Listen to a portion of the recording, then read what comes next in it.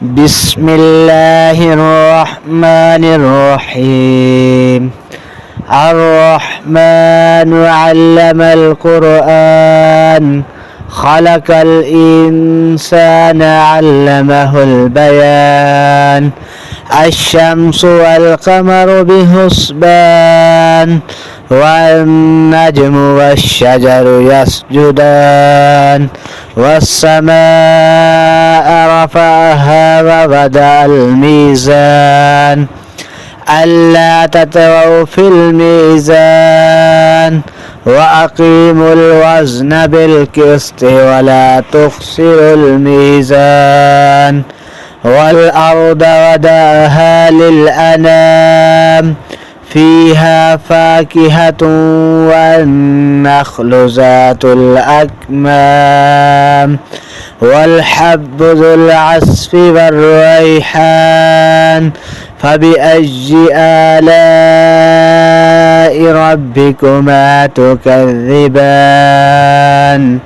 خلق الإنسان من صلصال كالفخار وخلق الجن من مارج من نار فبأي آلاء ربكما تكذبان. رب المشرقين ورب المغربين فبأي آلاء ربكما تكذبان. مرج البحرين يلتقيان بينهما برزخ لا يبغيان فبأي آلاء ربكما تكذبان.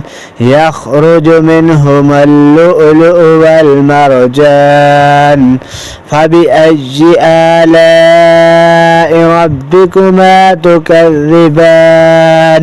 وله الجوار المنشآت في البحر كالأعلام فبأي آلاء ربكما تكذبان.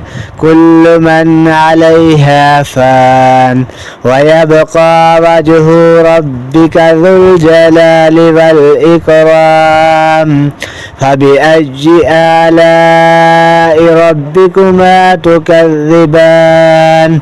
يسأله من في السماوات والأرض كل يوم هو في شأن فبأي آلاء ربكما تكذبان. سنفرغ لكم أيها الثقلان فبأي آلاء ربكما تكذبان. يا معشر الجن والإنس إن استطعتم أن تنفذوا من أقطار السماوات والأرض فانفذوا لا تنفذون إلا بسلطان فبأي آلاء ربكما تكذبان. يرسل عليكما شواظ من نار ونحاس فلا تنتصران فبأي آلاء ربكما تكذبان. فإذا انشقت السماء فكانت وردة كالدهان فبأي آلاء ربكما تكذبان. فيومئذ لا يسأل عن ذنبه إنس ولا جان فبأي آلاء ربكما تكذبان. يعرف المجرمون بسيماهم فيؤخذ بالنواصي والأقدام. فبأي آلاء ربكما تكذبان. هذه جهنم التي يكذب بها المجرمون يطوفون بينها وبين حميم آن. فبأي آلاء ربكما تكذبان. ولمن خاف مقام ربه جنتان.